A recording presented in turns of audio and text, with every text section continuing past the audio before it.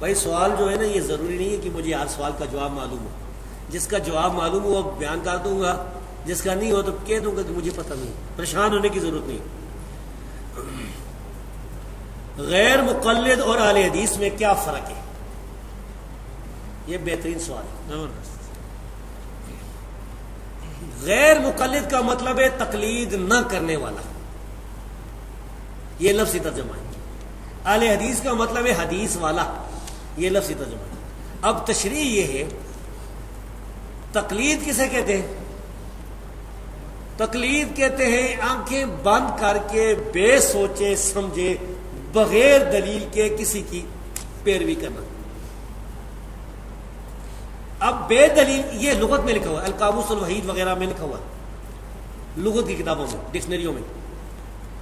اب بے دلیل کا کیا مطلب ہے؟ بے دلیل کا مطلب ہے کہ قرآن نہ ہو، کیونکہ قرآن تو دلیل ہے.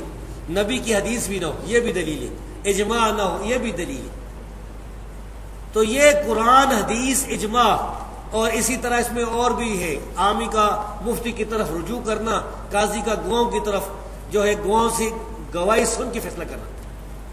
تو اس کو چھوڑ کر چھٹی چیز ہے بغیر دلیل کے کسی کی پیروی کرنا، یہ تقلید ہے. تو اب غیر مقلد اسے کہتے ہیں جو بے سوچے سمجھے بغیر دلیل کے آنکھیں بند کر کے کسی کے پیچھے نہ چلے. اب ان کی قسمیں ہو سکتی ہیں. اب ایک اہل حدیث بھی غیر مقلد ہو سکتا ہے جو تقلید نہیں کرتا. اب ایک کو پرویزی بھی جو ہے غیر مقلد ہو سکتا ہے. غیر مقلد عقیدوں میں الحمدللہ ایک منکر حدیث غیر مقلد ہو سکتا ہے. وہ کہتا ہے میں نہیں تقلید کرتا کسی کی، بھائی نہ میں حدیث کو مانتا ہوں نہ اور کسی کو. اس طرح بریلوی جو ہیں بریلوی ذات وہ عقیدے میں غیر مقلد ہیں. تو یہ غیر مقلد لفظ یہ ایک لفظ ہے، اس کا معنی ہے کہ تقلید نہ کرنے والا. اب یہ کتاب و سنت پر عمل کرنے والا بھی ہے کہ نہیں، یہ ثابت نہیں ہوتا. اہل حدیث کہتے ہیں حدیث والے کو. حدیث والے دو لوگ ہیں، یا تو محدثین کرام ہیں جنہوں نے حدیثیں سنی تھیں، حدیثیں لکھی تھیں، حدیثوں کو یاد رکھا تھا، پڑھایا تھا، حدیثوں کے مدرسے چلائے تھے. دوسرے لوگ جو ہے حدیث پر عمل کرنے والے. اور یہ بات جو میں کہتا ہوں یہ میں اپنی طرف سے نہیں کہتا، ابن تیمیہ رحمۃ اللہ علیہ نے فتاوی میں بھی یہ بات فرمائی ہے کہ اہل حدیث دو قسم کے لوگ ہیں. اب یہ جو محدثین تھے، یہ جو حدیث پر عمل کرنے والے تھے، ان لوگوں کا منہج کیا تھا؟ یہ کس طرح عمل کرتے تھے؟ بھائی یہ لوگ قرآن کو مانتے تھے، حدیث کو مانتے تھے، اجماع کو مانتے تھے. یہ سلف صالحین کے فہم پر کتاب و سنت پر عمل کرتے تھے. یہ اپنی مرضی کے مطابق قرآن حدیث پر عمل نہیں کرتے تھے، بلکہ جو صحابہ تابعین سلف صالحین سے ثابت ہوتا. تو اہل حدیث اس کو کہتے ہیں جو قرآن حدیث اور اجماع کو حجت سمجھتا ہے اور قرآن حدیث پر سلف صالحین کے فہم کی روشنی میں عمل کرتا ہے، اور اسی طرح سارے صحابہ کرام سے محبت کرتا ہے، صحابہ کرام کی گستاخی نہیں کرتا. جتنے بھی ثقہ تابعین تھے اور تبع تابعین تھے جو ثقہ تھے قابل اعتماد، ان سے محبت کرتا ہے، ان کا احترام کرتا ہے، کسی کی گستاخی نہیں کرتا، سلف صالحین کے منہج اور فہم پر ہے. اور باقی بھی جو باتیں مثلا اللہ تبارک و تعالیٰ 7 آسمانوں سے اوپر عرش پر مستوی ہے، وہ ساری صفات ان کو کما یلی کو بشان ہی کما یلی کو بجلالی مانتا ہے، وہ اہل حدیث ہے. اہل حدیث علیحدہ چیز اور غیر مقلد علیحدہ. اور یہ لوگ جو ہیں یہ ہمیں غصے سے گالیاں دیتے ہوئے غیر مقلد کہتے ہیں اہل حدیث کو. یہ جو مخالفین ہیں نا یہ اس طرح کرتے ہیں. اور یاد رکھیں اللہ تبارک و تعالیٰ جو ہے نا علی کل شیء قدیر، اللہ رب العزت نے ان لوگوں کو کس طرح ذلیل کیا. یہ ہمارے لیے یہ غلط لفظ استعمال کرتے تھے، یہ لفظ انہوں نے اپنے اماموں کے بارے میں استعمال کیا، غیر مقلد کے لفظ. در مختار کی شرح تحتاوی میرے پاس موجود ہے، اس میں لکھا ہے کہ امام ابو حنیفہ، امام مالک، امام شافعی اور امام احمد حنبل، تحتاوی نے لکھا ہے کانو غیر مقلدین، یہ سارے غیر مقلد ہیں. اور اسی طرح مجالس حکیم الامت میں تھانوی کا یہ قول موجود ہے، انہوں نے کہا تھا امام ابو حنیفہ کا غیر مقلد ہونا یقینی ہے. تو بھائیو غیر مقلد علیحدہ چیز ہے. اہل حدیث وہ ہیں جو تقلید کے بغیر کتاب و سنت پر سلف کے صالحین کے منہج کی روشنی میں عمل کرتے ہیں.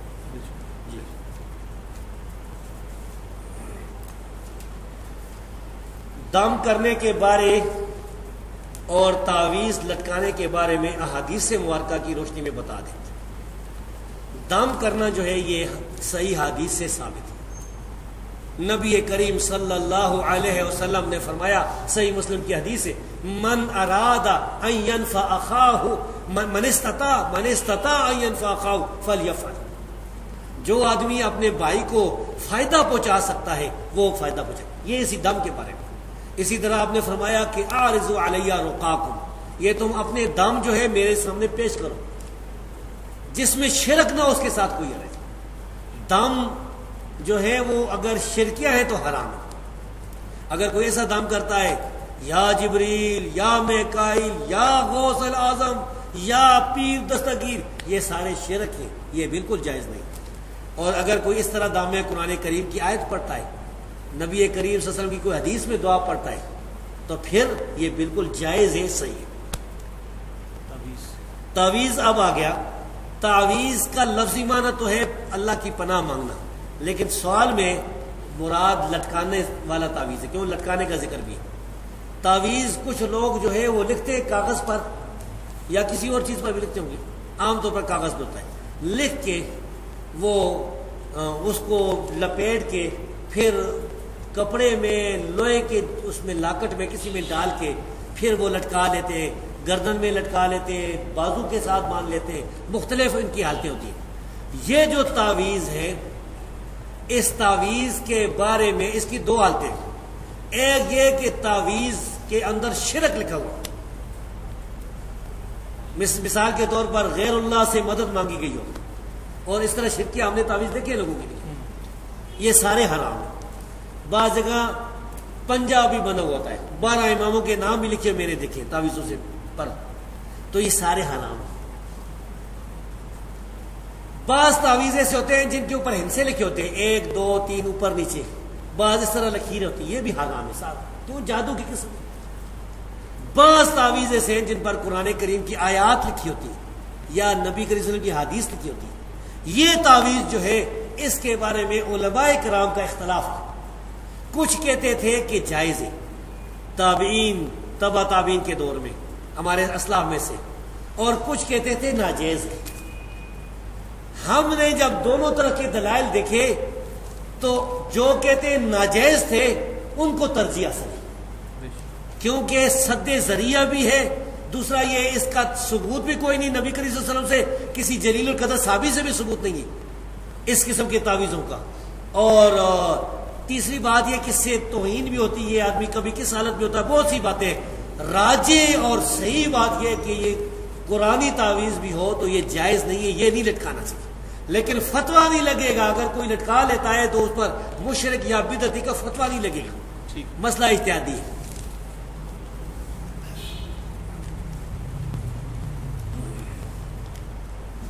کیا کسی صحیح یا ضعیف روایت سے ثابت یا مروی ہے کہ مومن کی نگاہ سے بچو کیونکہ وہ خدا کے نور سے دیکھتا ہے؟ ہاں، ایک روایت تو آتی ہے بے سند اور موضوع کے، اتقوا من فراست المومن فإنه ينظر بنور اللہ۔ یہ کوئی طبرانی میں ضعیف مردود روایت ہے، یہ صحیح نہیں ہے۔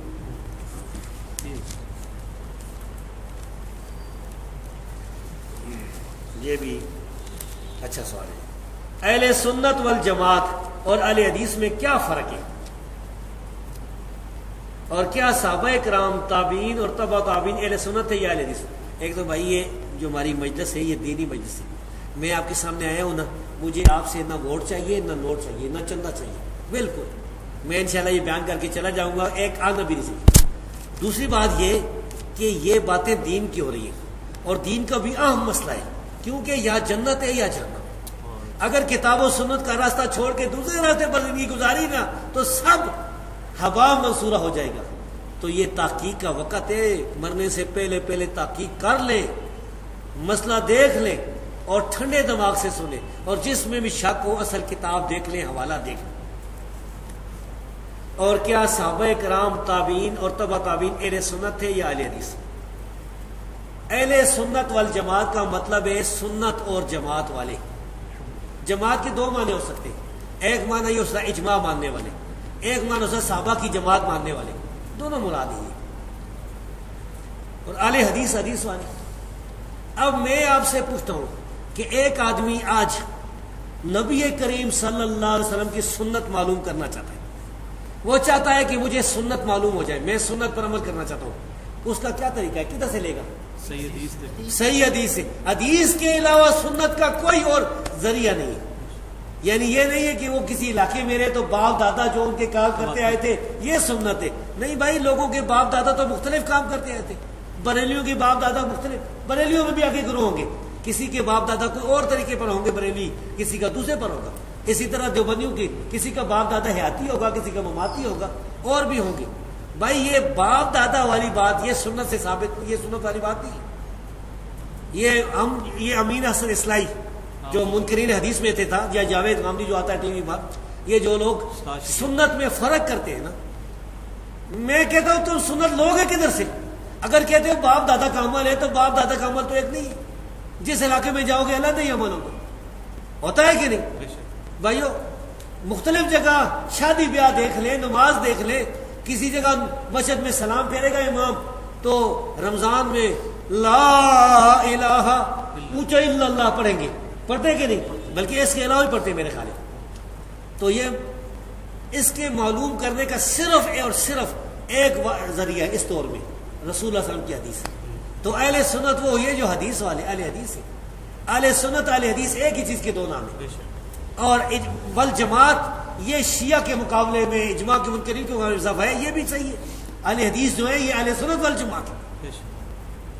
اچھا, وہ کتاب ہے کفایت المفتی, مفتی کفایت اللہ دیوبندی دہلوی, ان سے پوچھا گیا نا اہل حدیث کے بارے میں کہ اہل سنت والجماعت ہے کہ نہیں. پہلی جلد میں لکھا ہے انہوں نے کہا اہل سنت والجماعت ہے, اور لکھا ہے کہ تارک تقلید جو ہے اہل سنت والجماعت سے باہر نہیں ہوتا ہے. اچھا, سنت اور حدیث میں سب سے پہلے فرق کرنے والا کون آدمی آپ کو پتہ ہی ہے؟ سب سے پہلے سنت اور حدیث میں فرق کرنے والا کہ حدیث علیحدہ چیز سنت علیحدہ چیز ہے, یہ مرزا غلام احمد قادیانی تھا. اس نے کشتی نوح میں جو اس کی کتاب ہے لکھا ہے کہ سنت علیحدہ چیز ہے, حدیث علیحدہ. یہ جتنے منکرین حدیث ہیں یہ مرزا قادیانی سے لیتے. حالانکہ اشرف علی تھانوی نے بشتی زور میں لکھا حدیث سنت ایک چیز ہے. اور بھی ہم کتابیں, امام مالک رحمۃ اللہ علیہ کا تو مشہور صحیح واقعہ ہے جس میں وہ حدیث سنت کو ایک قرار دیتے. سنا دوں واقعہ وہ. امام مالک رحمۃ اللہ علیہ سے کسی نے مسئلہ پوچھا کہ یہ جو ہے وضو میں یہ پاؤں کی انگلیوں کا خلال کرنا کس طرح ہے, یہ پاؤں کی انگلیوں کا خلال کرنا یہ اس کیا مسئلہ ہے؟ انہوں نے کہا اس کی کوئی دلیل نہیں, کوئی ثبوت نہیں. اسی مجلس میں امام عبداللہ بن وہب رحمۃ اللہ علیہ بھی, یہ واقعہ تقدمۃ الجرح و تعدیل میں اور امام بیہقی سنن الکبریٰ کی پہلی جلد میں حسن لذاتی سند کے ساتھ, یعنی صحیح سند کے ساتھ لکھا. ادھر امام عبداللہ بن وہب نے کہا کہ عندنا فی ذالک سنہ, ہمارے پاس مصریوں کے پاس اس کے بارے میں ایک سنت ہے. امام مالک نے فرمایا ہاتھ پہ کون سی پیش کر.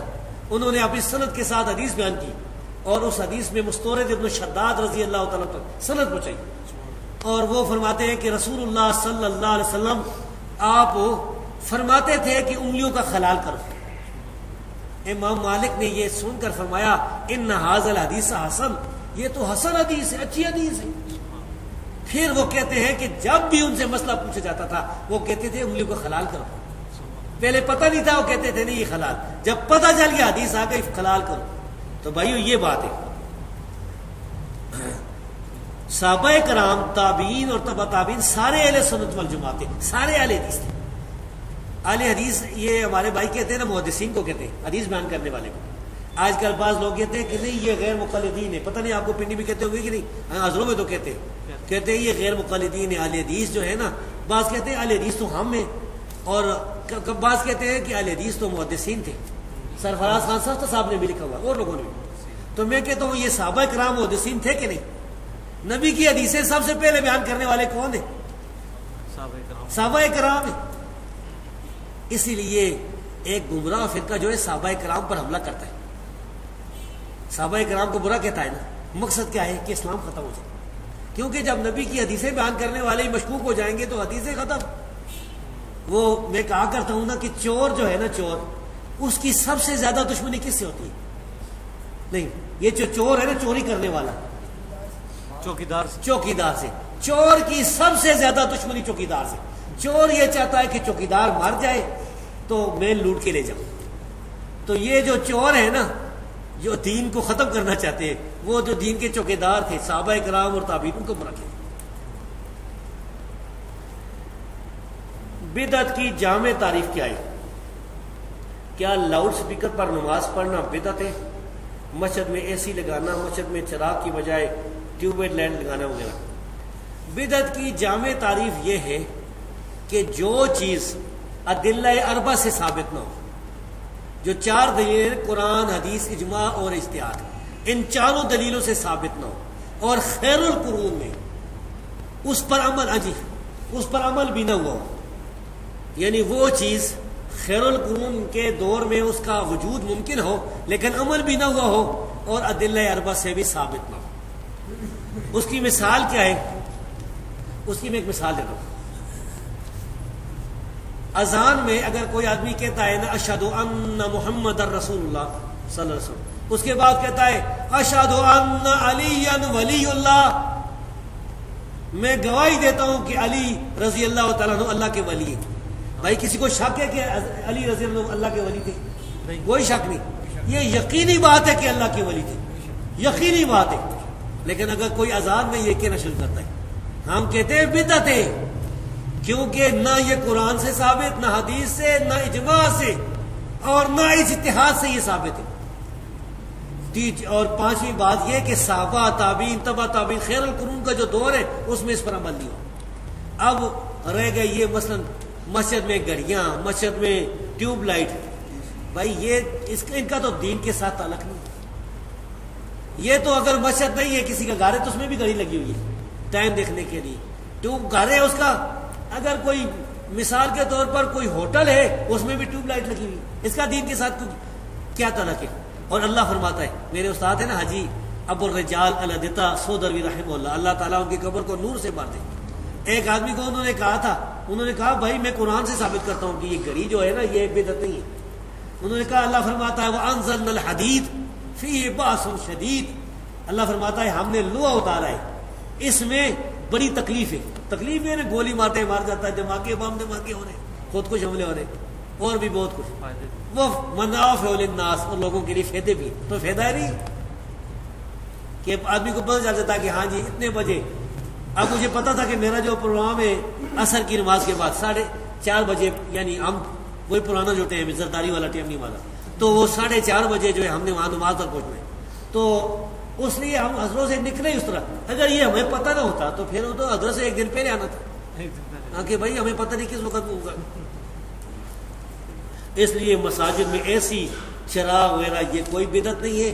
بدعت ہے تو وہ اشہد ان علی ولی اللہ یا اذان سے پہلے الصلاۃ والسلام علیک یا رسول، اور یہ ایسا ہے جس کو بریلیوں نے بھی بدعت تسلیم کیا۔ غلام رسول سعیدی نے اگر جبال میں رجوع کر لیا لیکن پہلے جو ہے اس کو ان کی مسجد میں نہیں ہوتا، ابھی جو ہوتا نا، ابھی بھی نہیں ہوتا۔ ہاں جی۔ اچھا سر، یہ اگر اسپیکر کی وجہ سے مکبر کی سنت اٹھ جائے، مکبر کو سنت مانتے ہیں مکبر بھی شکر، ہاں جی، اگر اسپیکر کی وجہ سے مکبر کی سنت اٹھ جاتی ہے تو اس کانٹیکس میں پھر ہم جس طرح عرب والے ہیں انہوں نے مکبر بھی رکھا ہوا ہے، اسپیکر بھی رکھا ہوا ہے، لیکن پھر 4 نمازیوں کے ساتھ اسپیکر لگا دیتے ہیں۔ نہیں وہ ویسے صحیح بات، یہ بات بہتر ہے کہ اگر لوگ زیادہ ہوں نا، مثال کے طور پر وہ 40 50 100 صفحے ہیں تو اتنے دور تک جو ہے وہ آواز، اب لاؤڈ اسپیکر لگا ہوا ہے نا، تو اس میں فرض کرے کہ لاؤڈ اسپیکر نہ ہو تو پھر کدھر تک آواز جاتی تھی؟ فلان جگہ تک، تو بہتر ہے کہ پیچھے مکبر بھی ہو جائے۔ بہرحال یہ مسئلہ بھی اجتہادی مسئلہ ہے، اس میں ہم اگر وہ مکبر نہیں رکھتے اور لاؤڈ اسپیکر پر ہی استعمال کرتے ہیں تو چونکہ یہ ایک ایسی چیز ہے جو رسول صلی اللہ علیہ وسلم کے زمانے میں نہیں تھی۔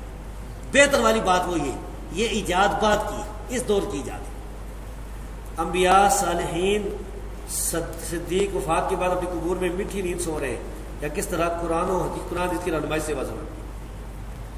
بھائی یہ تو انبیاء سارے جو ہیں وہ جنت میں اعلیٰ مقام پر، نبی کریم صلی اللہ علیہ وسلم جنت میں اعلیٰ مقام پر موجود، سارے انبیاء، صدیقین بھی اور نیک لوگ جتنے شہداء صالحین، سارے اپنی وفات کے بعد یا شہادت کے بعد عالم برزخ میں یا اللہ تبارک و تعالیٰ نے برزخ میں ان کو جنت میں اگر داخل کر دیا ہے، یا جس کی قبر کوئی جنت کے باغوں میں سے ایک باغ بنا دیا، قبر سے جنت کی طرف دروازے کھول دیے، تو اللہ تبارک و تعالیٰ ہر چیز پر قادر ہے. وہ سارے اسی طرح جنت میں خوشوں میں موجود ہیں، نعمتیں ہی نعمتیں ان کے لیے. اور ان میں سے ایسے بھی خوش نصیب ہیں جن کو کہا جاتا ہے نم کا نومت العروس، سو جا جس طرح دلہن سوتی ہے. اور اس سے یہ وہ پورا صحیح ثابت ہوتا ہے.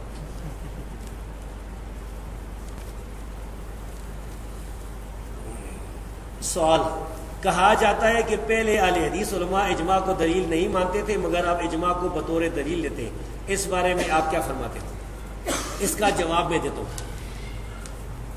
سید نذیر حسین محدث دہلوی کا نام سنا ہوگا آپ، ان سے بڑی نفرت کرتے ہیں دیوبندی بریلوی حضرات. یہ ہندوستان میں 60 سال تک حدیث پڑھانے والے تھے، اور اللہ تبارک و تعالیٰ نے ایسی برکت عطا فرمائی کہ ان کے ہاتھ شاگرد جو تیار ہوئے نا، شاگردوں کی فوج ہزاروں میں شاگرد، اور ان کے شاگرد بھی ہیرے ہیں. عبد الرحمن مبارک پوری، شمس الحق، عظیم آبادی، فلان ان کے شاگرد. تو سید نذیر حسین محدث دہلوی کے شاگردوں میں سے تھے ایک حافظ عبداللہ غازی پوری رحمۃ اللہ علیہ. یہ بھی بہت بڑے عالم تھے، دلی میں مدرسہ بھی بنایا تھا بڑا.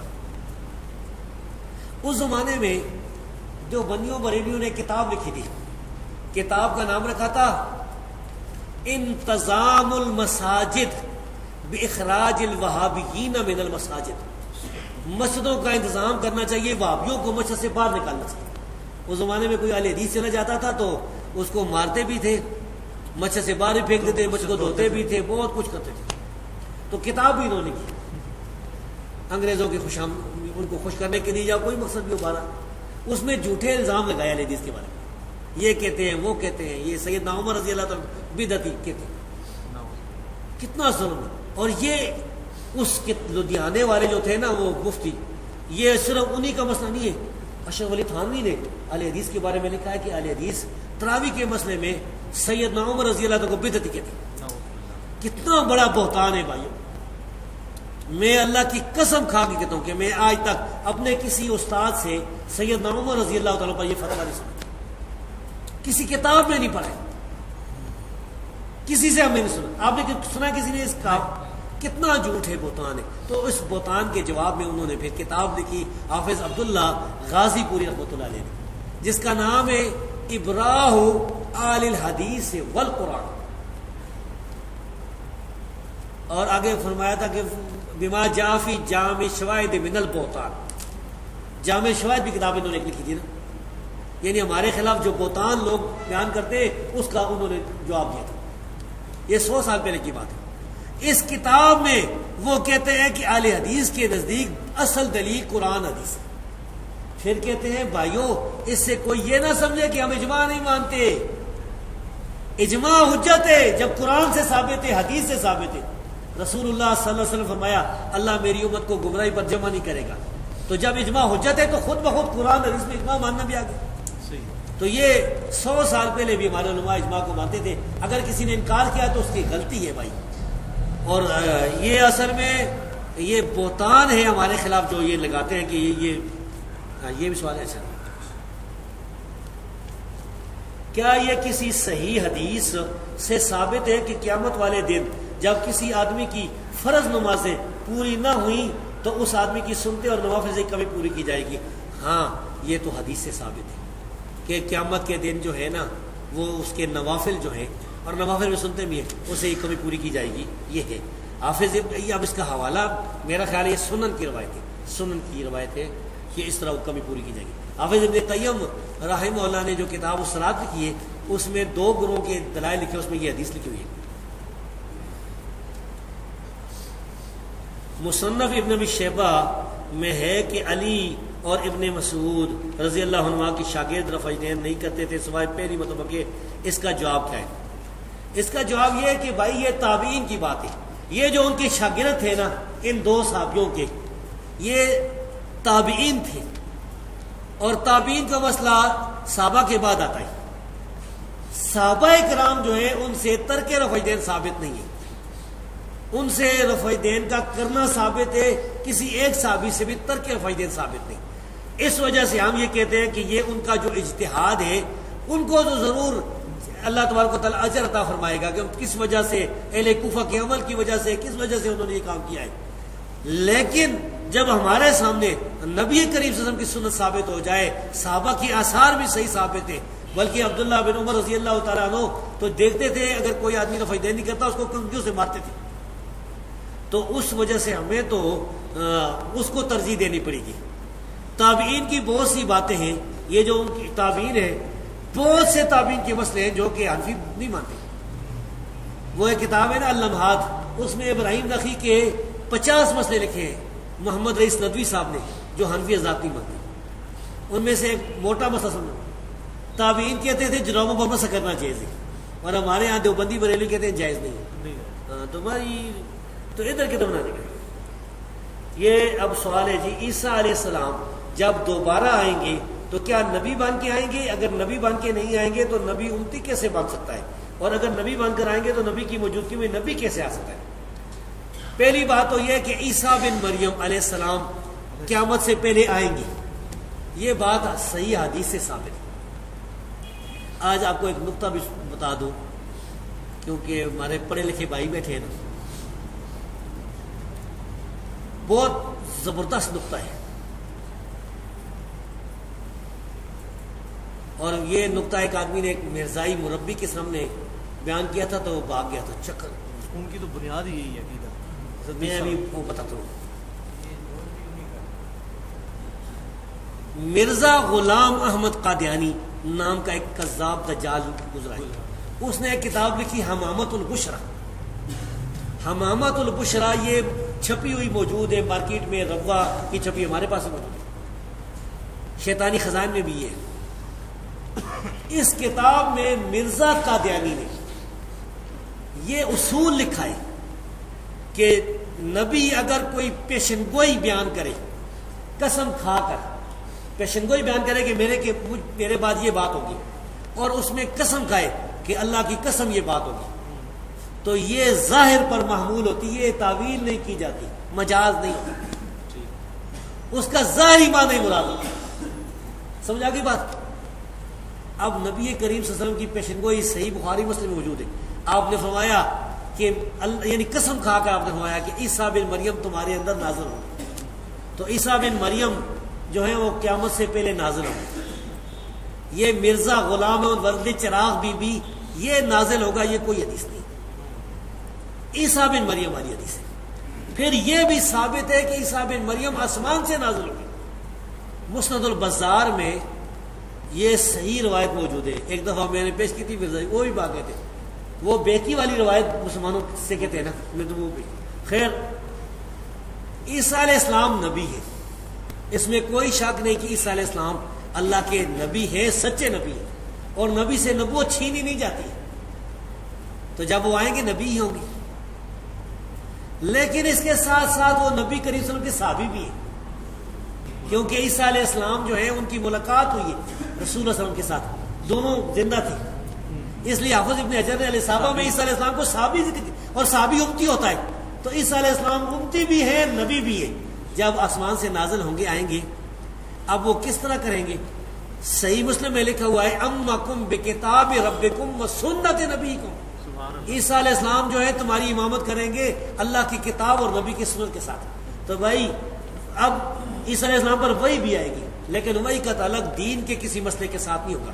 وہی یہ ہوگی کہ چلو مسلمانوں کو لے کے جاؤ، دجال کو مارو، یہ کرو. دین مکمل ہو چکا، یہی دین عیسیٰ علیہ السلام جو ہے نافذ کریں گے.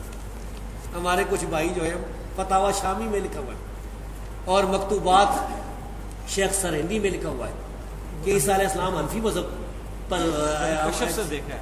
ہاں جی، حنفی مذہب پر عمل کریں گے. بھائی آپ غور کریں، عیسیٰ علیہ السلام جو نبی بھی ہے اور رسول اللہ علیہ وسلم کے صحابی بھی ہیں، امام ابو حنیفہ سے تو افضل ہے نا، اس میں تو شک نہیں. امام صاحب کے پیچھے کیوں چلاتے ہو؟ امام حنیفہ کو ان کے پیچھے چلاؤ. سارا جھوٹ، اس طرح کی باتیں اللہ معاف کرے. تو بھائی یہ حقیقت ہے، یہ آ سکتا ہے، یہ آئیں گے. حسن بصری رحمۃ اللہ علیہ سے ثابت ہے، انہوں نے فرمایا کہ قسم کھا کر عیسیٰ علیہ السلام اس وقت زندہ ہیں اور وہی نازل ہوں گے.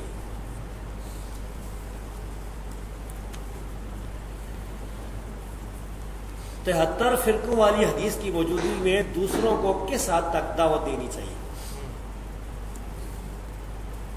73 فرقوں والی حدیث تو صحیح ہے، اس میں شک نہیں کہ صحیح حدیث ہے. 72 دوسری ہے، ایک جنتی ہے. اب جو 72 دوسری ہیں ان سے اگر آپ نے دعوت ان کو دینی ہے تو نرمی سے، بہت اچھے طریقے سے، ادعو الی سبیل ربک بالحکمت والموعظۃ الحسنۃ. یہی طریقہ ہمارے اسلاف سے ثابت ہے.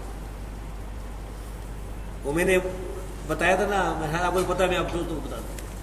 بعض اوقات جو ہے اس طرح کا ہوتا ہے نا کہ ایک پکا گمراہ کافر ہے، نرمی سے اور دلائل سے اگر بیان کرے تو اللہ تبارک و تعالیٰ بڑی فتح دیتا ہے اور بڑے لوگ جو ہے وہ صحیح ہو جاتے ہیں. قاضی ابو بکر الباقلانی ایک عالم گزرے، خطیب بغدادی کے استاد تھے. اس زمانے میں غالباً معتصم باللہ کا دور تھا بغداد میں. تو عیسائیوں کا جو بادشاہ تھا وہ ادھر قسطنطنیہ میں ہوتا تھا، ترکی میں جو اس وقت ہے. یہ اس وقت عیسائیوں کا دارالخلافہ تھا، یہ اس وقت فتح نہیں ہوا تھا. اس بادشاہ نے الچی بھیجے کہ مسلمانوں کا کوئی عالم میرے پاس آئے، کوئی ہمارے ساتھ بات کرے، یعنی بات کرنا چاہتے ہیں. تو خلیفہ نے قاضی ابو بکر الباقلانی کو بھیجا ہے. یہ بہت حاضر جواب انسان تھی. قاضی صاحب جب گئے تو اس بادشاہ نے کوئی ایسا انتظام کیا تھا کہ جو آدمی آتا تھا وہ جھوک کے داخل ہوتا تھا دربار میں، سجدہ کی حالت میں. قاضی ابو جعفر جب اس جگہ پہنچے تو انہوں نے کھڑے ہو کر پہلے پیٹھ بھی کاٹ لی اور پہلے ٹانگیں اندر داخل کی اور پھر پیٹھ پر چلتے ہوئے آگے دربار میں سیدھے کھڑے ہوئے. تو بادشاہ تو ناکام رہا.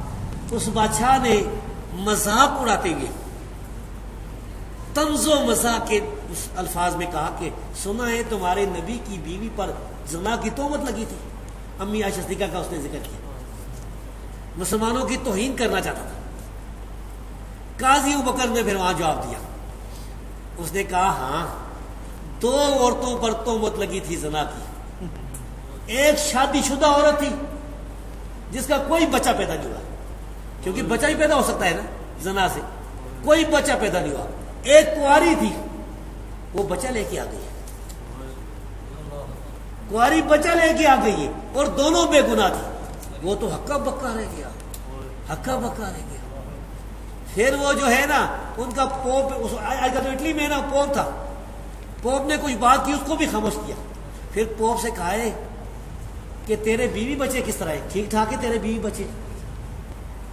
تو لوگ بولے دباری کہ نہیں نہیں نہیں نہیں، پوپ کی شان کے لائق نہیں. پادری ان کا شادی نہیں کرتا ہے نا، بڑا یہ بڑی توہین ہے، یہ کیا کہہ رہے ہیں آپ؟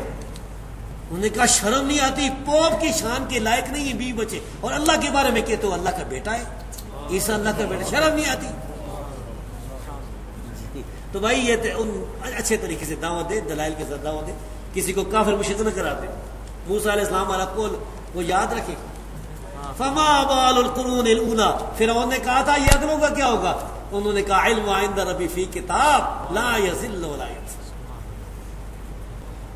لفظ فرشتہ ہم اکثر ملائک کے لیے استعمال کرتے، تو کیا قرآن و حدیث کی روح سے یہ ٹھیک ہے؟ ٹھیک ہے بھائی، زبانیں. ومن آیاتی، اللہ فرماتا ہے ومن آیاتہ خلق السماوات والارض واختلاف السنتکم والوانکم. اللہ کی نشانیاں میں سے یہ ہے آسمان زمین پیدا کیا، یہ تمہاری زبانوں کا اختلاف، تمہارے رنگوں کا اختلاف، کوئی کالا کوئی سفید، کوئی گورا کوئی سانولا. یہ ترجمہ ہے، یہ یعنی ملک کا فارسی میں ترجمہ ہے، تو یہ جائز ہے، یہ کوئی نہ چیز نہیں. یہ اسلام نہیں کہتا کہ تم دوسری زبان نہ بولو. اسی وجہ سے میں کہتا ہوں خدا کا لفظ بھی جائز ہے. بعض اہل حدیث جو ہے نا، شیخ حمید اللہ پشاوری نے اس بارے میں رسالہ بھی لکھا. نہیں بھائی، خدا کا لفظ بھی جائز ہے، بہتر نہیں، بہتر اللہ کا ہے، ہم تو اللہ ہی کہتے ہیں. لیکن اگر کوئی کہتا ہے تو یہ ترجمہ ہے. وہ ایک آدمی تھا نا شیخ غلام اللہ رحمتی صاحب، ایک بہت بڑے اہل حدیث عالم ہے صبح رات میں. تو ان کے پاس گیا اور اس نے کہا کہ خدائے نہ منم پشتوں میں کہ میں خدائے نہیں، میں خدا نہیں مانتا ہوں. تو انہوں نے جواب دیا حضرت تمہارا کافر نہیں ماں، میں اتنا کافر نہیں ہوں کہ میں کہوں میں خدا نہیں مانتا. تو کہ میں لفظ خدا نہیں مانتا، یہ لفظ نہیں مانتا. تو بہرحال اس پر اجماع ہے. جب خدا پر اجماع ہے، آلوسی نے روحانی میں اجماع نقل کیا ہے ترکی کہتے ہیں تکری، ازبک کہتے ہیں تھینگے تالا، یونانی کہتے ہیں تھیوس، انگریز کہتے ہیں گاڈ، اور کتنے کیا کہتے ہیں. تھیوس تو مجھے پتا کیونکہ یونانی مجھے آتی ہے. یہ دوسرا سوال سینسر، سوال کا جواب ضروری نہیں ہے، اس کے لیے حضرت تشریف لے کے آئے.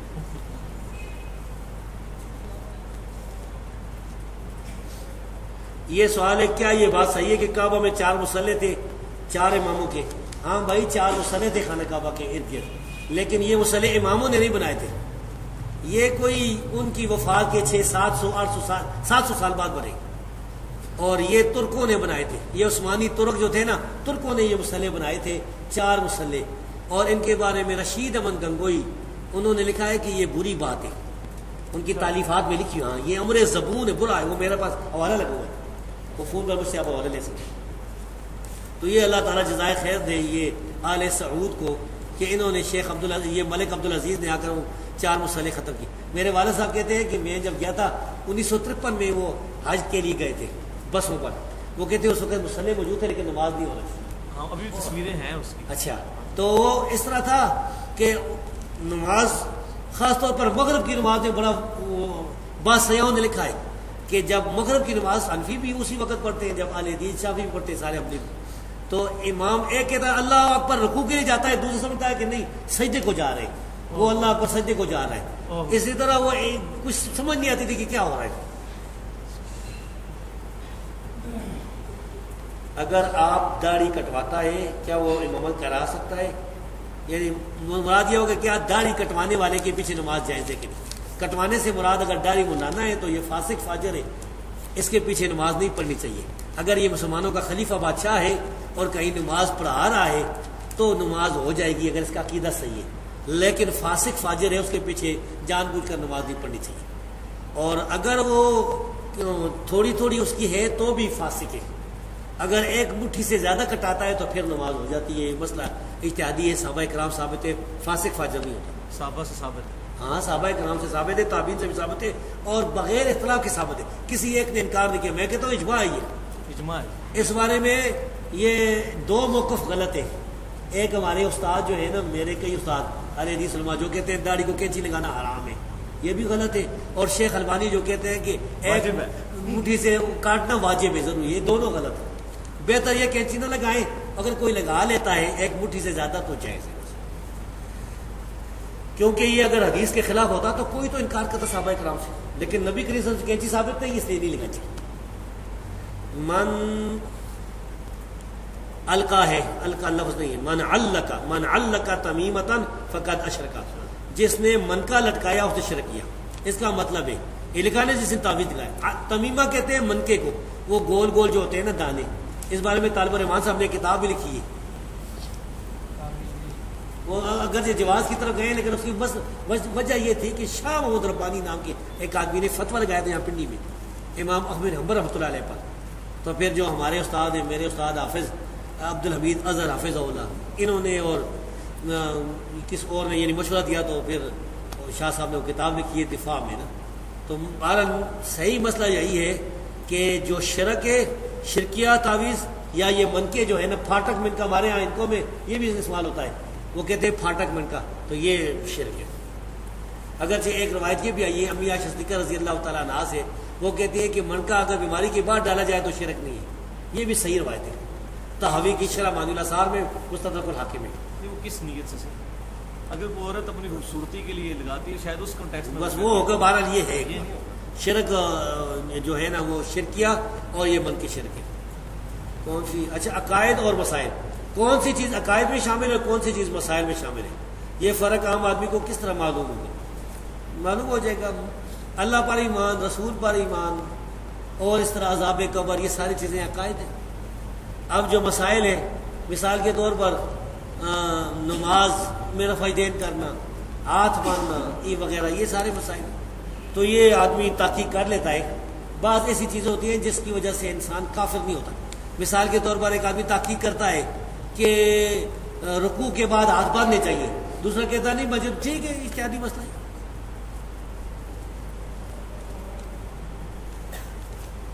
ایک آدمی قرآن مجید پڑھ رہا ہو اور دوسرا آدمی کسی اور کام مشغول ہو تو سننے اور پڑھنے کے لیے کیا حکم ہے؟ بہتر یہ ہے کہ اگر کوئی دوسرا آدمی وہاں کسی کام میں مشغول ہے وہ نہیں سنتا تو یہ آدمی دل میں پڑھ لے. ضروری ہے کہ اس کو ممکن ہے کہ دو آدمی باتیں بھی کر رہے ہوں، کیونکہ ایک حدیث میں آتا ہے رسول اللہ صلی اللہ علیہ وسلم فرمایا کہ کوئی آدمی کسی پر قرآن جہرن نہ پڑھے، یعنی نمازی جو ہے نا، مثال کے طور پر نمازی نماز پڑھ رہا ہے اور ایک آدمی اونچا قرآن پڑھنا شروع کرے اور وہ بھول جائے تو یہ صحیح نہیں. تو اسی لحاظ سے مسلمان کی زبان اور ہاتھ سے دوسرے مسلمان محفوظ رہتے ہیں.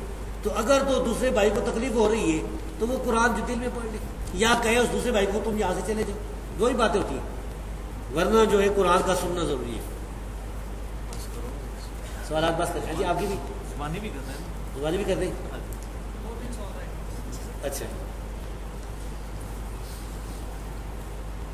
مجھے ایک بیماری بھی ہے نا، یورک ایسڈ کی، مجھے پیشاب آ جاتا ہے بہت، تو ابھی بھی آیا ہوا ہے.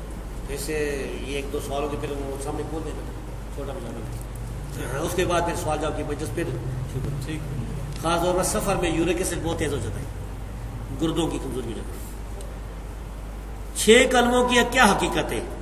ان کو 5ویں اور 6ٹھے کو یاد کرنا، بچوں کو بڑوں کو یاد کرنے کی ترغیب دلوانا کیا بدعت ہے یا نہیں؟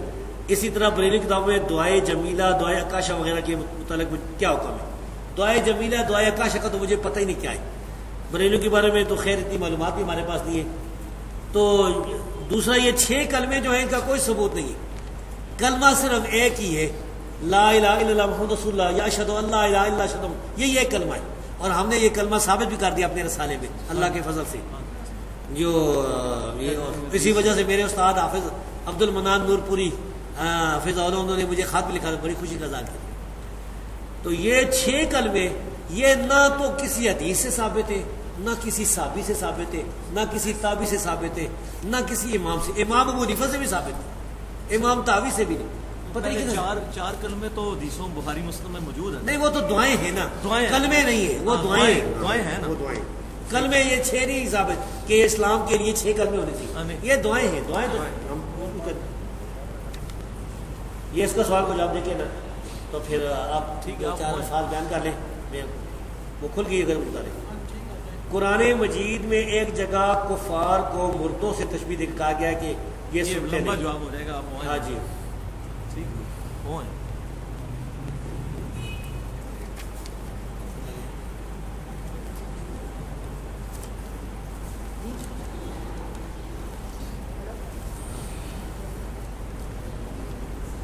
یہ اس کا جواب دینے سے پہلے بتاؤں، یہ باندھ رہے ہیں نا، وہ ریکارڈ بھی کر رہے ہیں ویڈیو کی قسم کا. ہمارے کچھ بھائی اس کو ناجائز سمجھتے ہو سکتا ہے نا. تو مجھے یاد آیا ایک دفعہ ایک مناظرہ ہوا تھا. مناظرہ کرنے والے مبشر احمد ربانی صاحب تھے، میں معاون تھا ان کا. اچھا. ہلنا میں مناظرہ ہوا، ہلنا منڈی بہودی، اور مسئلہ رفع دین پر مناظرہ ہوا تھا. تو اس میں اللہ تبارک و تعالیٰ کا یہ فضل ہوا کہ وہ جو مناظرہ کرانے والا بڑا آدمی تھا نا، وہ تو اہل حدیث ہو گیا. سبحان اللہ. اس گاؤں میں اتنے اہل حدیث نہیں تھے. اس کے بعد بریلیوں نے کہا کہ یہ وہابی جو ہیں یہ جھوٹ بولتے ہیں، ہم جیتے ہیں، وہ نہیں جیتے. انہوں نے یہ وہ شرمان صاحب نے مجھے بتائی تھی، انہوں نے ویڈیو جو خود بنائی تھی نا وہ اپنے ایک جگہ ڈیرے پر لگائی ہے. بریلیوں نے اپنے نوجوانوں کو اکٹھا کیا، او ہم اصلی مناظرہ کو بتاتے ہیں. ہم اس مناظرے میں وہ جو بریلوی تھا عبد الکریم و شیخ پوری، وہ سجدوں میں رفع دین ثابت کرتا تھا. اچھا. وہ ایک ہے تو ہم جو ہے کہتے تھے یہ ضعیف ہے، اور ہم رکوع سے پہلے تو وہ جو کچھ لوگ اہل حدیث ہوئے تو انہوں نے کہا کہ یہ ہمارا مولوی بھی رفع دین ثابت کرتا ہے، وہ بھی ثابت کرتے ہیں رفع دین، تو چلو ٹھیک ہے. خیر انہوں نے جب ویڈیو لگائی نا، ویڈیو لوگوں کو دکھائیے، 6 نوجوان اہل حدیث ہوگا ان میں سے، ان کے اپنے، کہ انہوں نے کہا کہ یہ تو اب سمجھ آئیے، وہ پھر اس گاؤں میں تو اب مشرے بھی ہے نا اہل حدیث کی. تو یہ اس قسم کی جو ہے وہ جدید میڈیا ہے. بہرحال میں نے نہیں کہا تھا، یہ بھائی اپنی مرضی سے آئے، اور یہ وہ بھائی ہیں جو اللہ کی فضل سے بریلیوں سے اہل حدیث ہوئی. پچھلے سال میرے پاس آئے تھے، اس وقت تحقیق کر رہے تھے. تو یہ تحقیق میں بڑے بڑے، میرے خیال میں نام نہ لوں، بہتر ہے ان علماء کے پاس گئے. اور میرے پاس جب آئے الحمدللہ ادھر بھی انہوں نے صرف بنایا تھا سوال جواب، وہ بھی ریکارڈ کیا تھا. اب تو بہت بڑی دعوت یہ دے رہے ہیں، بڑے لوگ اللہ کے فضل سے یعنی ہم سے زیادہ یہ دعوت دے رہے ہیں. جی یہ قرآن مجید میں ایک جگہ کفار کو مردوں سے تشبیہ دے کر کہا کہ یہ سنتے نہیں، اس کی تشریح کسی محدث کی روشنی میں بیان فرمائیں.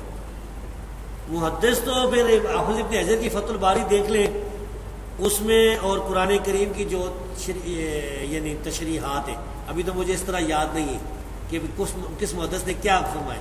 بہرحال وہ جو ہے نا، یہ مجھے یاد ہے کہ علماء کرام کہتے ہیں کہ یہ جو کافروں کی یعنی نفی ہے نہ سننے کی، یہ سماع و انتفاع ہے، انہیں یعنی نفع دینے والا سننا نہیں اس سے مراد.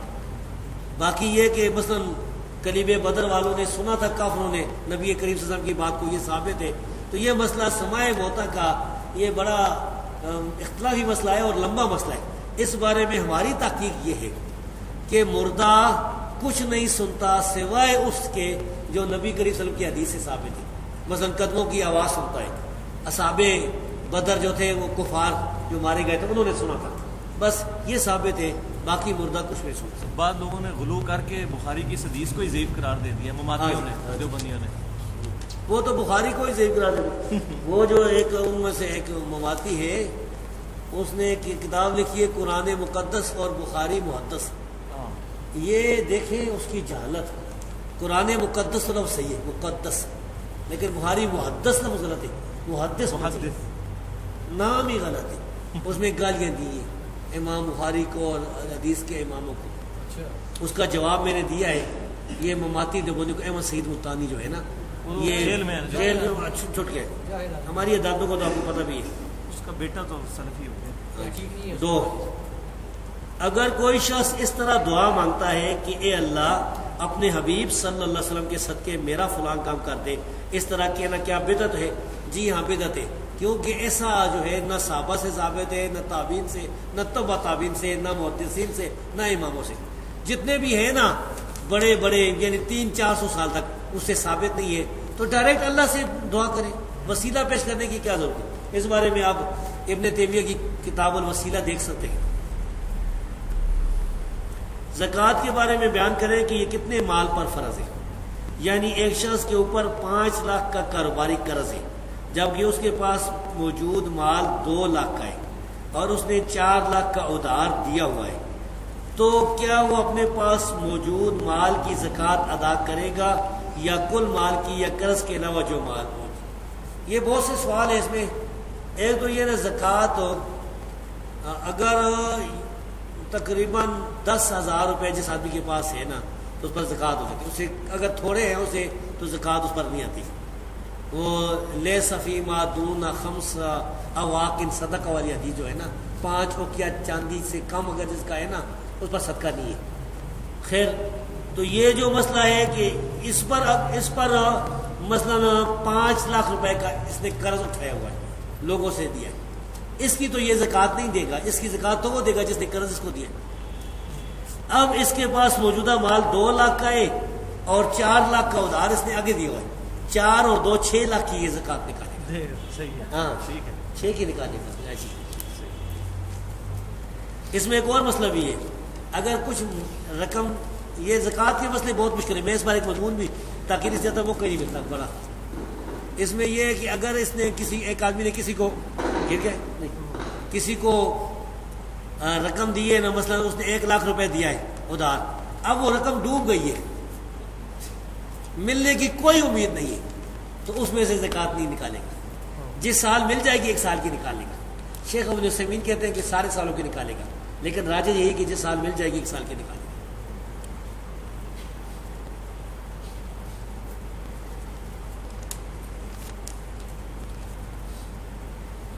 بھئی یہ ایک چلو جواب دے ہی نہیں، یہ حدیث ہے. عمار بن یاسر رضی اللہ عنہ کو رسول اللہ صلی اللہ علیہ وسلم نے فرمایا تھا کہ تمہیں ایک باغی گروہ قتل کرے گا. یہ حدیث بالکل صحیح ہے، بخاری میں صحیح بخاری. تقتل الفئۃ الباغیہ، متواتر حدیث ہے. سیدنا عمار رضی اللہ عنہ کو باغی گروہ قتل کرے گا. آگے لکھا ہے کہ وہ حضرت امیر معاویہ رضی اللہ کے گروہ کی طرف سے قتل ہوئے. نہیں، حضرت علی کی طرف سے نہیں، حضرت امیر معاویہ کے گروہ کی طرح، یہ غلط ہے.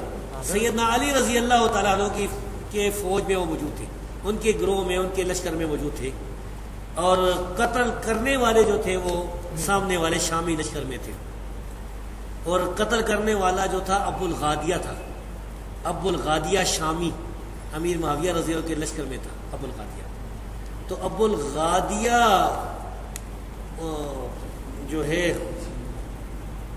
اچھا تو اب یہ باغی والا جو ہے ہم فتویٰ نہیں لگاتے ہیں بھائی، اس مسئلے میں یہ ہے کہ صحابہ کرام دونوں طرف صحابہ کرام تھے، مسئلہ اجتہادی تھا، اجتہادی خطا کی وجہ سے جو ہے وہ یہ کہہ سکتے ہیں کہ بھائی سیدنا علی رضی اللہ تعالیٰ کا گروہ جو ہے وہ اقرب الی الحق کے، وہ حق پر ہے، دوسرا جو گروہ ہے اگر کوئی اس کو باغی کسی نے کہا بھی نا تو وہ خطا اجتہادی کے معنی میں، یعنی باغی جو ہے وہ کافر نہیں ہوتا ہے، باغی مسلمان بھی ہو سکتا ہے۔ قرآن کی آیت ہے وَإِن طَائِفَتَانِ مِنَ الْمُؤْمِنِينَ اقْتَتَلُوا فَأَصْلِحُوا بَيْنَهُمَا، مومنوں کی دو جماعتیں، تو ہم پھر بھی سیدنا معاویہ رضی اللہ تعالیٰ عنہ یا ان کی جماعت کو باغی نہیں کہتے بھائی، لیکن یہ بات بالکل صحیح ہے کہ سیدنا عمار رضی اللہ تعالیٰ عنہ کو باغی جماعت قتل کرنے والی حدیث بالکل صحیح ہے۔ اگر حضرت عیسیٰ علیہ السلام نبی ہوں گے تو کیا حدیث میں آتا ہے کہ میں آخری نبی ہوں، میرے بعد کوئی نبی؟ ہاں یہ تو صحیح ہے، لیکن اس سے مراد یہ کہ رسول اللہ صلی اللہ علیہ وسلم کے بعد کوئی نبی پیدا ہونے والا نہیں ہے، نبی کریم صلی اللہ علیہ وسلم کے بعد قیامت تک کوئی نبی پیدا نہیں ہوا۔ عیسیٰ علیہ السلام تو پہلے نبی ہے، وہ تو دجال کو قتل کر، دجال کا فتنہ بہت بڑا فتنہ ہے، دجال کو قتل کرنے کے لیے اللہ تبارک و تعالیٰ انہیں نازل فرمائے گا جس طرح کہ اللہ نے ان کے ساتھ وعدہ فرمایا ہوا ہے، اور اس سے یعنی وہ بعد والے نبی تو نہیں بن جاتے نا، عیسیٰ علیہ السلام تو پہلے تھے، اگر کوئی نبی پیدا ہو جاتا تو پھر ختم نبوت جو ہے اس میں فرق آتا۔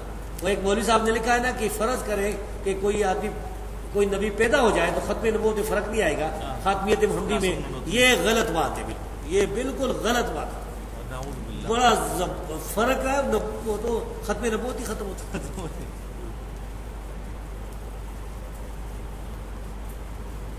تصویر کی شرعی حیثیت بیان کریں، بھئی تصویر جائز نہیں، اگر مولوی کی ویڈیو جائز ہے تو پھر گھر میں ٹی وی پر اعتراض کیوں ہوتے ہیں؟ گھر میں ٹی وی پر بھی یہ مولوی کی ویڈیو ہی ہوتی ہے، یہ اس طرح کی کوئی جہاد کی دین کی دعوت کی باتیں ٹی وی پر ہوتی ہے یا بے حیائی ہوتی ہے؟ ٹی وی کو جب ہم حرام قرار دیتے ہیں تو بے حیائی کی وجہ سے، بے حیائی اگر مولوی کرے گا یا دنیا دار سب کے لیے حرام ہے۔ ان الذين يحبون ان تشيع الفاحشة في الذين آمنوا لهم عذاب أليم في الدنيا والآخرة، جو لوگ مومنوں میں بے حیائی پھیلا جاتے ہیں، فاحشہ عورتیں ہوتی ہیں، ناچ ہوتا ہے، گانے ہوتے ہیں، اور بھی گندی باتیں ہوں گی، ہو سکتا ہے کوئی گندی فلمیں بھی ہوں، کو پتہ ہی نہیں، ہمارے تو ہم نے ٹی وی دیکھا ہی نہیں، گھر میں ہے ہی نہیں، بے پردہ کی ہے، تو بھائی یہ اس وجہ سے ٹی وی حرام ہے۔ اگر کوئی آدمی گھر میں ٹی وی رکھ کے اس میں مناظرے کی وہ دیکھتا ہے، علماء کی تقریر دیکھتا ہے، یا کوئی جہادی دیکھتا ہے، یا مثال کے طور پر کوئی ٹیکنالوجی اس کو پڑھاتے ہیں، یہ بھی ہو سکتی ہے نا بہت چیزیں، آج کل تو جدید لوگوں کو پتہ ہوگا، ہاں علم جدید، تو وہ ساری چیزیں جائز ہیں۔ اگر یہ ویڈیو وغیرہ ناجائز ہو تو اس کی تائید کیوں کرتے ہیں؟ بھائی جواب ہم نے دے دیا ہے، باقی آپ ہم سے کیا منانا چاہتے ہیں؟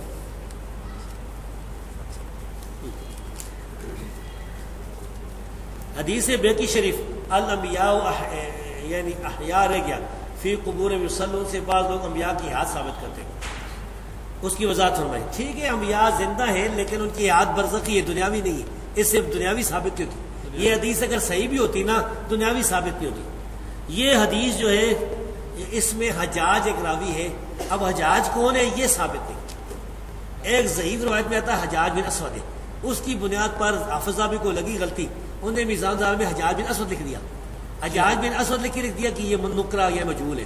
حافظ ابن حجر نے بتایا کہ نہیں یہ ثقہ ہے، تو حجاج بن اسود تو ثقہ ہے لیکن یہ راوی حجاج بن اسود نہیں، یہ کوئی اور ہے، یہ پتہ ہے مجہول ہے، تو اس وجہ سے یہ روایت صحیح ہے۔ البانی نے اس کو صحیح کہا ہے، شیخ البانی نے زابی کی جو ہے نا اس پر اعتماد کیا ہے، زابی نے حجاج بن اسود کہہ دیا تھا تو شیخ البانی نے اس پر اعتماد کیا ہے، تحقیق نہیں کی۔ یہ آگے جی مسند احمد کی حدیث معامر حضرت صلی اللہ علیہ کی وضاحت فرمایا کہ صحیح ہے کہ نہیں، یعنی ایک حدیث میں آتا ہے نا کہ کوئی آدمی مجھ پر سلام پڑھتا ہے تو اللہ تعالیٰ میری روح کو لوٹا دیتا ہے، یہ بھی بڑی مشکل روایتوں میں سے، اس کو بھی کچھ لوگ البانی وغیرہ صحیح کہتے ہیں، علماء عرب تو سارے تو ہم یہ کہتے ہیں کہ بھائی روح کو لوٹانے سے مراد کیا ہے؟ پہلی تو یہ بات ہے کہ روح پھر نکلی پھر آئی نکلی آئی نکلی آئی، یہ کیا ہوا؟ یہ تو ہاں یہ تو مسئلہ عجیب ہوا۔ پھر یہ کہ یہ بھی اس وقت لوٹائی جائے گی جب قبر پر کوئی درود پڑے گا نا، علماء تو اس کو قبر کے باپ پہ لے کے آئے، تو قبر پر تو درود پڑتا ہی کوئی نہیں، سارے حجرے کے باہر پڑتے۔ قبر پر تو پرویز نہیں پڑا ہوگا، پرویز جو بادشاہ بیٹھا ہوا تھا ڈکٹیٹر، اس کے لیے جب جاتے ہیں تو کھولتے ہیں نا حجرا، دروازہ اندر چلا جاتا ہے، یا کوئی اور جو ہے زرداری جا کے پڑتا ہوگا۔ ہمارے لیے تو قبر کے کدھر دروازہ کھلتا ہے جی؟ سر علماء عرب تو قائل ہے، بتاتے ہیں جی۔ اچھا مجھے بات کر دیں بھائی، ہمارے لیے ہم قبر پر نہیں جا سکتے، باہر حجرے میں باہر کھڑے، باہر کا تو کوئی ثبوت نہیں ہے۔ یہ تو دروازہ کھولی، قبر پر کوئی جائے گا تو پھر اٹھائی جائے گی۔ اچھا تو قبر پر بادشاہوں کے لیے وہ سعودی عرب والے کھولتے ہیں، عام لوگوں کے لیے نہیں کھولتے۔ ابن عبد الحادی اور دوسرے علماء نے یہی اس کا مراد دیا کہ قبر پر یہ مراد ہے۔ یہ حدیث میری تحقیق میں ضعیف ہے، صحیح نہیں ہے، عرب اس کو صحیح کہتے ہیں نا، وہ تو بعد میں بات کریں گے۔ تو پہلے تو سیوطی، ایک جلال الدین سیوطی نام کے ایک مولوی صاحب گزرے تھے، وہ حیات النبی کی قائل تھے، ان کے لیے یہ حدیث بڑی پکی تھی، انہیں 18 جواب دی، کبھی یہ کبھی وہ کہ، لیکن ہے تو بڑی عجیب بات، اگر باہر سے بھی لوٹائی جاتی ہے تو پھر لاکھوں آدمی سلام دے رہے ہیں تو لاکھوں دفعہ لوٹائی جائے گی، ایک دفعہ نہیں ہے، یہ نہیں کہ لوٹائی گئی اور قیامت تک لوٹائی گئی اور لاکھوں دفعہ، تو یہ ایک بڑی عجیب بات ہے جو امت میں کوئی اس کا قائل نہیں ہے۔ نہیں سر، تو یہ برزخی معاملہ ہے سر، تو برزخی معاملہ ہے، یہ حدیث بھی ضعیف ہے۔ اس میں یزید بن عبداللہ بن قسید جو ہے یہ روایتیں کرتا ہے تابعین سے، تو یہ اس کی عام روایت تابعین سے، تو اس نے نہیں بتایا کہ یہ حدیث ابو ہریرہ سے سنی ہے کہ نہیں۔ جس روایت میں آتا ہے کہ اس نے ابو صالح سے سنی ہے، ان کے شاگردوں سے، اس کی سند ضعیف ہے۔ نیز یہ کہتے ہیں کہ معراج کے موقع پر نبی کریم صلی اللہ علیہ وسلم نے انبیاء کو دیکھا تھا تو وہ زندہ تھے۔ بھائی وہ تو معجزہ ہے، اس میں یہ کوئی نہیں لکھا ہو کہ وہ دنیا کی طرح زندہ تھے، وہ تو برزخی معاملہ ہے، ممکن ہے روح کو دیکھو، اور وہ آپ بھی قبروں میں زندہ ہیں، بالکل ہم مانتے ہیں کہ زندہ ہیں، لیکن برزخی زندگی ہے، دنیاوی زندگی نہیں ہے۔ سر وہ جو موسیٰ علیہ السلام قبر میں نماز، وہ صحیح حدیث ہے، صحیح مسلم کی، نبی کریم صلی اللہ علیہ وسلم نے دیکھا ہے کہ موسیٰ علیہ السلام قبر میں نماز پڑھ رہے تھے، یہ بھی برزخی معاملہ ہے۔ وہ قائم یصلی، کھڑے ہوئے تھے، ہاں جی کھڑے ہوئے تھے۔ ہم یہ کہتے ہیں کہ جو نماز پڑھ رہا ہو اس کو حنفی مذہب میں سلام دینا جائز ہے کہ نہیں؟ ہمارے میں تو جائز ہے۔ نہیں، ہم تو ہمارے جائز ہے نا، چلو آپ تو قبر پر جائیں گے نا، جب حجرہ کھولے گا دروازہ تو دے دیں گے، لیکن وہ جو ہے جو بریلوی جو بندی ان کی نزدیک تو سلام دینے کا جو سلام جائز نہیں ہے نمازی کو، تو وہ نماز پڑھے، یا تو بتائیں کہ اس وقت وہ نماز پڑھے، اب سلام پھیر دیا ہے، اب ذکر کر رہے ہیں، اب سلام دے۔ بھائی اس خواہ مخواہ جو ہے یہ کرتے ہیں۔ صحیح مسئلہ یہ ہے کہ رسول اللہ صلی اللہ علیہ وسلم قبر میں اور انبیاء برزخی طور پر زندہ ہے، برزخی، اور یہ بات حافظ ابن حجر نے بھی لکھی ہے اور یہ حافظ ذہبی نے بھی یہی بات فرمائی ہے، دونوں یہی کہتے ہیں کہ وہ برزخی زندگی، دنیاوی زندگی نہیں۔ سمجھ آ رہی بات؟ بھائی میرا پروگرام ہو رہا ہے۔ جس طرح آپ نے اپنے بیان میں کہا کہ صحابہ کرام نبی صلی اللہ علیہ وسلم کی حدیث چیزوں سے بھی محبت کر رکھتے تھے، بطور تبرک رکھتے تھے، تو کیا کوئی شخص کسی صحابی تابعی یا بزرگ والی چیزیں محبت سے اپنے پاس رکھ سکتا ہے؟ نہیں، صرف رسول اللہ صلی اللہ علیہ وسلم کے رکھ سکتا ہے۔ رسول اللہ صلی اللہ علیہ وسلم کی کوئی چیز اگر کسی کے پاس ہے نا، وہ رکھ سکتا ہے، بالکل۔ اگر کوئی بال ہے، کوئی آپ کے کوئی کپڑا ہے، کیونکہ رسول اللہ صلی اللہ علیہ وسلم کے بعد صحابہ سے یہ بات ثابت تھی، کسی نے بھی نہیں کیا ابوبکر صدیق کی تبرکات رکھے ہو، یا صحابہ کے بعد تابعین نے رکھے ہو۔ پھر بھی اگر کسی کے پاس کوئی صحابی کی بات ہے تو بھائی سنبھال کے رکھے، گھر میں بڑی خوشی کی بات ہے، بتایا بھی دیکھیں گے۔ ہاں جھوٹ ہوتا ہے، لاہور میں گیا نا، وہ لاہور میں شاہی مسجد لکھا ہے منسوب، رسول اللہ صلی اللہ علیہ وسلم کی طرح منسوب ہے، وہ احتیاط کی بھی منسوب لکھتے ہیں۔ ہاں منسوب لکھتے ہیں، یعنی ان کی کوئی اصل نہیں، اصل نہیں ہے، جھوٹی باتیں ہیں، منسوب کی۔ سر یہ جو یہ حدیث کہ روح لوٹا دی جاتی ہے، ہاں جی، اس کی علماء نے یہ بھی کہا کہ متوجہ کی جاتی ہے، اور یہ برزخ کا معاملہ ہے۔ اب بات یہ کہ شیخ عبداللہ بن باز، شیخ البانی اور تمام علماء عرب جمہور اس حدیث کو حسن کہتے ہیں، اور اب تو روزہ شریف پہ انہوں نے یہ لکھ کے بھی لگا دیا ہے، باہر جعلی شریف کے اوپر، الصلاۃ والسلام علیکہ یا رسول اللہ، السلام علیکہ یا ابوبکر اور یا عمر، اب لکھ کے لگا دیا انہوں نے، لکھ کے لگا دیا، اور باقاعدہ جب سعودی عرب کی اذان آتی ہے نا تو وہ روزہ شریف کے سامنے کرتے ہیں اور پڑھتے ہیں السلام علیکہ یا رسول اللہ، السلام علیکہ یا ابوبکر، لائیو پڑھ رہے ہوتے ہیں۔ تو میرا خیال ہے اس میں تھوڑی سختی ہمیں نہیں، ہم نہیں کریں گے جی، آپ کا سوال ہو ختم، ہم اس بارے میں کوئی نرمی نہیں کریں گے، ہمارا جو منہج ہے ہم نے بیان کر دی۔ اب اگر انہوں نے کہا تو ان سے دلیل پوچھیں۔ ہمارے علم میں یہ ہے کہ عبداللہ بن عمر رضی اللہ تعالیٰ جب قبر پر جاتے تھے نا تو یہ کہتے تھے السلام علیکہ یا رسول اللہ، السلام علیکہ یا ابا بکر، السلام علیکہ یا ابا، یہ کہتے تھے، لیکن وہ قبر پر جاتے تھے۔ یہ سنن الکبریٰ بیکی، مصنف عبدالرزاق وغیرہ میں۔ اچھا ٹھیک، تو میں بتاتا ہوں اب وہ جاتے تھے قبر پر دروازہ کھول کے باہر جو ہے نا اس کا ثبوت ہے ہمیں. کوئی اگر ثبوت پیش کر دے حجرے کے باہر تو پھر تو ہم کہیں گے لکھنا بھی جائز ہے, ورنہ سعودی عرب والوں نے یہ غلط کام کیا ہوا ہے. ان سے پہلے سعودی عرب والے اور تھوڑے غلط کام کرتے. ہاں یہ جو خانہ کعبے کے جو دروازے ہیں, ملک فات, درباب ملک فات, ماک ملک عبدالعزیز, یہ جتنے جو تھے یہ ان کی بادشاہی تھی کیونکہ مقدس تھی. یہ نہیں کرنا, کیا حیثیت ہے, نہیں کرنا. باہر ضرور پڑے نماز والا. اچھا سر, ایک بڑا امپورٹنٹ سوال ہے ساروں کے اعتبار سے.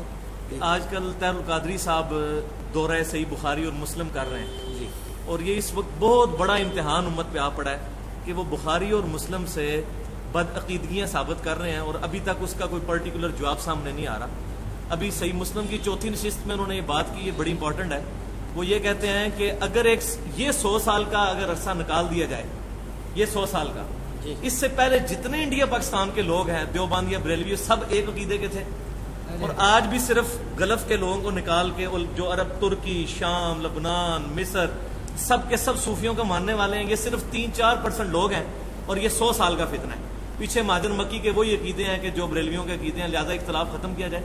آپ یہ بتائیں کہ یہ اس وقت عام آدمی پریشان ہوتا ہے کہ دنیا میں 95% لوگ صوفیاء والے ماننے والے ہیں. تبلیغی جماعت ساری صوفیت کے اوپر بیس کرتی ہے. تو یہ صرف چند ایک لوگ ہیں, وہ کہتے ہیں یہ بہت بڑا وسوسہ ہے, آپ یہ ان 95% کو چھوڑ کے 5% کے چل رہے ہیں. اس کو تھوڑا بریف کریں طائفہ منصورہ کے اعتبار سے. یہ بہت بڑا وسوسہ ہے لوگوں کو. یعنی اکثریت کا جو ہے نا تانا لینا, اکثریت کا. قرآن کریم آپ دیکھیں اور نبی کریم صلی اللہ علیہ وسلم کی حدیث, تو ان سے یہ صاف ثابت ہوتا ہے کہ اکثریت جو ہے وہ سیدھے راستے پر نہیں آتی. مثال کے طور پر رب فرماتا ہے بسم اللہ الرحمن الرحیم, اعوذ باللہ من الشیطان الرجیم, وَإِن تُطِعْ مَن فِي الْأَرْضِ يُضِلُّكَ عَن سَبِيلِ اللَّهِ. اے نبی اگر تو اکثریت لوگوں کی اکثریت کی اطاعت کرے تو تجھے سیدھے راستے سے وہ گمراہ کر دیں گے. وَمَا يُؤْمِنُ أَكْثَرُهُم بِاللَّهِ إِلَّا هُمْ مُشْرِكُونَ. سورہ یوسف میں آتا ہے اکثر لوگ اللہ پر ایمان کا دعویٰ بھی کرتے ہیں, ایمان بھی لاتے ہیں, اور مشرک ہوتے ہیں. وَقَلِيلٌ مِّنْ عِبَادِيَ الشَّكُورُ. شاکر بندے تھوڑے. قرآن کریم سے اب تاریخ دیکھ لیں, نبیوں کی تاریخ دیکھ لیں, ایسے بھی نبی آئے ہیں جن کا کوئی ایک امتی نہیں تھا. قیامت کے دن وہ نبی ایک آئے گا, کوئی امتی نہیں ہوگا. کسی کے ساتھ ایک یا دو امتی ہوں گے. سب سے زیادہ ہمارے نبی کی اور موسیٰ علیہ السلام کی عمر زیادہ ہوگی, عیسیٰ علیہ السلام کی. تو یہ جو ہے سارے. اب میں آپ کو سناؤں ایک حدیث جو طاہر القادری کے لیے بھی بڑی پکی ہے, صحیح بخاری اور صحیح مسلم کی متفق ہونے سے. اچھا, قیامت کے دن رب العالمین اتنے غضب میں ہوگا جتنے غضب میں نہ کبھی پہلے ہوا نہ کبھی آئندہ ہوگا.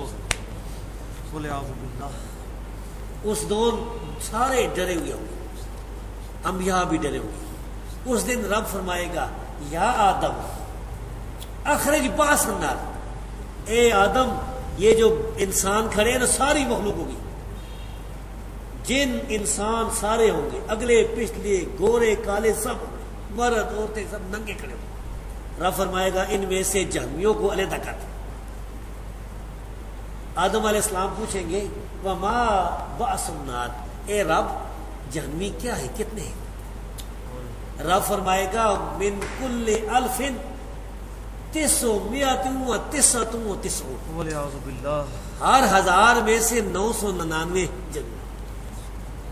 ٹھیک ہے یاجوج ماجوج ہو گئے, کتنے ہوں گے یاجوج ماجوج؟ دار کر خرب کر دو, اسے بھی اوپر کر دو.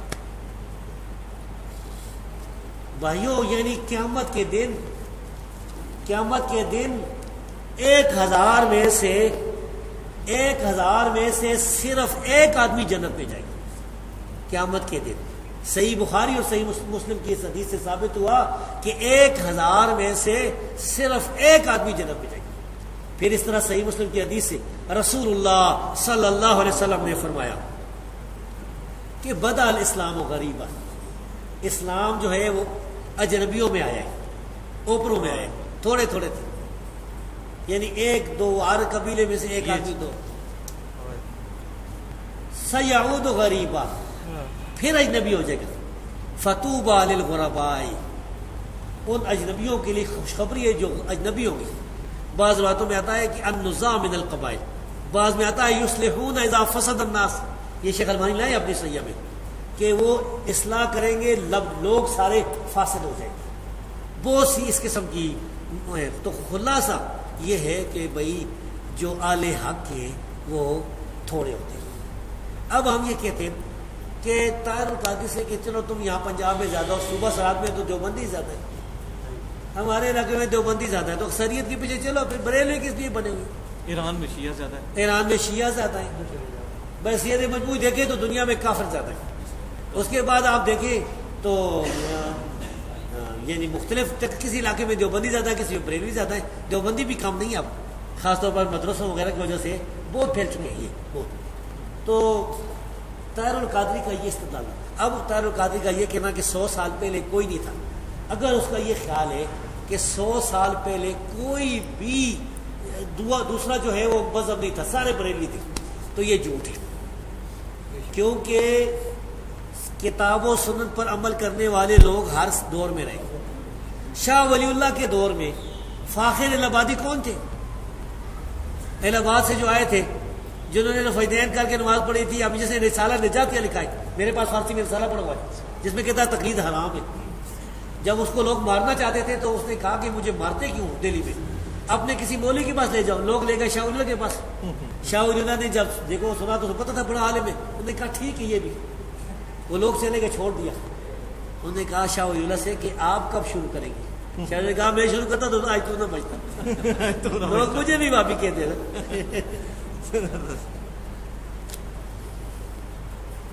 طاہر القادری صاحب انہیں کہیں، طاہر القادری کو کہتے ہیں کہ بھائی یہ تم جو ناچنے گانے کو جیز کرا دیتے ہو، میں نے خود ویڈیو دیکھی جس میں وہ سفید داڑھی والے بوڑھے جو ہے نا وہ ناچ، شرم نہیں آتی اور اوپر ویلے بھی دے رہے، پتہ نہیں آپ نے دیکھی کہ نہیں؟ ہم نے اس کے اندر ہے کہ دیکھنی کسی نے اس میں ہے۔ اچھا وہ تمہارے حنفی علماء نے تو، میرے پاس 2 جلدوں میں کتاب موجود ہے جس میں لکھا ہے اس نے کہ رقص کرنا حرام ہے، سما اور رقص حرام۔ امام صاحب بریلوی نے احکام شریعت میں لکھا ہے یہ قوالی ساز کے ساتھ حرام ہے، تو پھر یہ تم یہ بھی جیسے کل تو تم یہ بھی کہو گے۔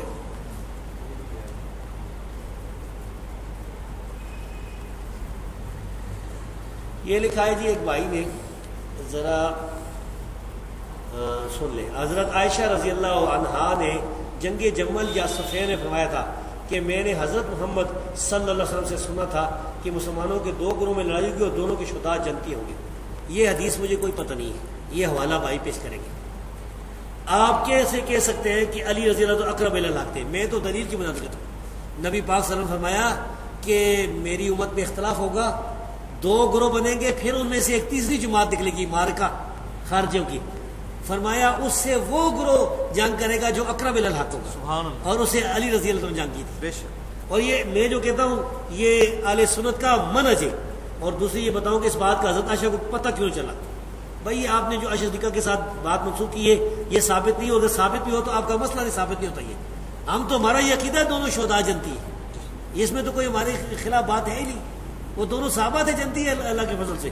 لیکن یہ بات ہو عائشہ صدیقہ رضی اللہ تعالیٰ پر تو وہ نظر آتی ہے مجھے، میرا جو محدثانہ تجربہ ہے نا مجھے یہ صاف جھوٹ نظر آتا ہے، جھوٹ۔ اور یہ صحیح حدیث ایک سناؤں، نبی کریم صلی اللہ علیہ وسلم فرمایا تھا کہ میری بیویوں میں سے کون سی بیوی ہے جس پر حواب کے کتے بھونکیں گے؟ صحیح ہے یہ۔ جب عائشہ صدیقہ اپنے ساتھیوں کے ساتھ لشکر کے ساتھ جا رہی تھی حواب سے تو وہاں کتے بھونکے بہت زیادہ، یہ غیب کی خبر پوری ہوئی، ثابت ہوئی۔ اس لیے ہم کہتے ہیں کہ نبی کریم صلی اللہ علیہ وسلم کو جو اللہ نے غیب بتایا تھا وہ جانتے تھے وہی کے ذریعے۔ تو عائشہ صدیقہ نے پوچھا یہ کون جگہ؟ فرمایا یہ حواب ہے۔ انہوں نے کہا فرمایا مجھے تو حدیث یاد آ گئی، میں واپس آنا چاہتی ہوں۔ تو انہوں نے کہا کہ نہیں، اللہ مسلمانوں میں صلح کرا دے، یعنی مسئلہ صلح کا تھا، جنگ کا نہیں تھا۔ پھر جنگ ہوئی اور وہ پیشن گوئی پوری ہوئی۔ سر ادھر یہ بتا دیں ناسبی کون ہوتے ہیں؟ ہمارے اہل حدیث ناسبی میں کافی ناسبی، میں یہ بتاؤں کہ ایک شیعہ ہے نا، شیعہ جو صحابہ کو برا کہتے ہیں، یہ بھی گمراہ لوگ۔ ایک ہے ناسبی جو سیدنا علی رضی اللہ تعالیٰ عنہ سے بغض رکھتے ہیں، سیدنا حسین رضی اللہ عنہ سے بغض رکھتے ہیں، برا کہتے ہیں۔ ان میں سے فیض عالم صدیقی تھا ایک جیلم میں، اور اسی طرح قتل ہو گیا، اس طرح اور بھی ہے۔ یہ لوگ جو ہے فیض عالم صدیقی نے لکھا ہے، میں پڑھا ہے کہ نام نہاد خلافت، علی کی نام نہاد خلافت، نعوذ باللہ۔ فیض عالم صدیقی کے ایک اور بتاؤں، فیض عالم صدیقی لکھا ہے امیر المومنین، صاحب غار، پتہ نہیں کیا کیا، ابوبکر صدیق رضی اللہ عنہ، لکھا ہے امیر المومنین، شہید محراب، پتہ نہیں کیا کیا، سیدنا عمر رضی اللہ عنہ۔ امیر المومنین ذو النورین، بڑی تعریفیں بیان کی. اب علی آئے، لکھا ہے علی، حضرت علی. نیچے لکھا ہے اس کا باپ کافر تھا. پھر لکھا ہے، میرے پاس کتاب موجود ہے، اس کا بھائی کافر تھا طالب. پھر لکھا ہے اس کا پیٹ بڑا تھا. پھر لکھا ہے اس کو خلافت کی خواہش تھی.